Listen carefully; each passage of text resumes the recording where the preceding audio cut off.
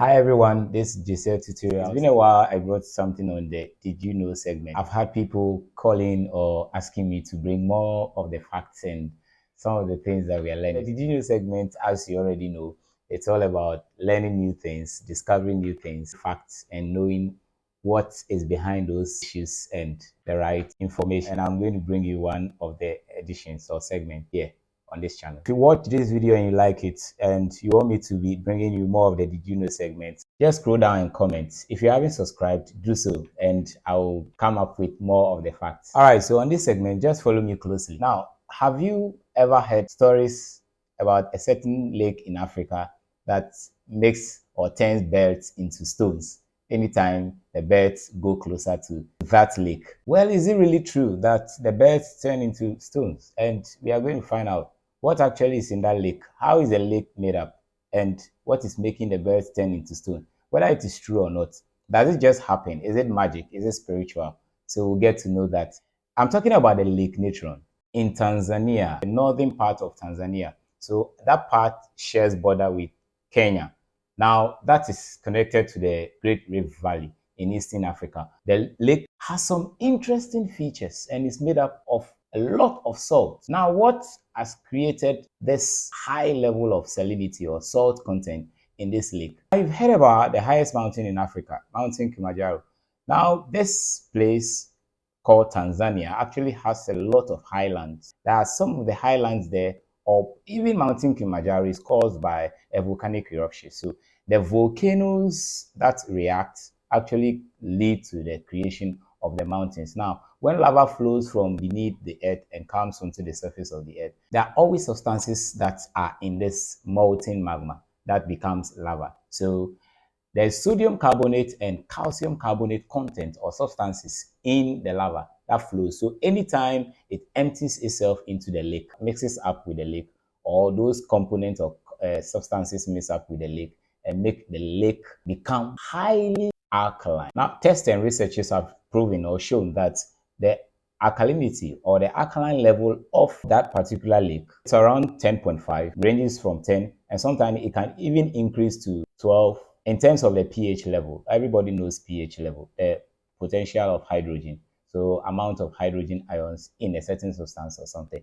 And that is what has created a lot of that salt in the lake. Now, what is so interesting, people have asked that, is it possible that birds can survive there? Is it possible that human beings can swim in that kind of lake? We are told that yes, indeed, human beings can actually swim. Yes, they can survive there. They will definitely survive there.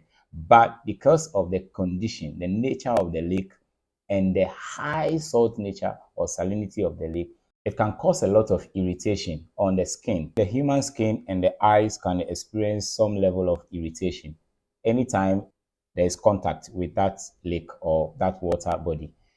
With the animals, with the birds, we have a lot of species over there. Now, prominent amongst them is the lesser flamingo. The lesser flamingos survive over there. So people have gone there to take pictures and they have put them on the internet showing how stony, and the pictures have shown that the animals died, the birds died, and they look so dry on the surface of the water. This could be due to the salt nature of the water. Now, they have not told us how the birds die.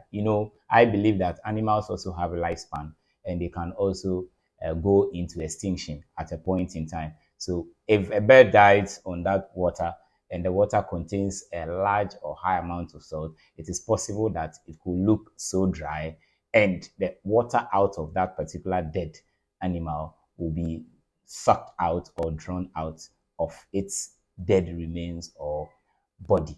Therefore, when you see those pictures on the internet, they will look like the animals were turned into stone immediately. It doesn't happen that way. It is not as instant as it is. So you don't have animals, the moment they come into contact with the water, the birds, and then they become stones. So the lesser flamingos are very, very prominent or dominant in such areas. They have other species that can also survive in the water, tilapia and some other aquatic animals or habitat in the water body. So like I said, yes, the alkaline level of that lake is high.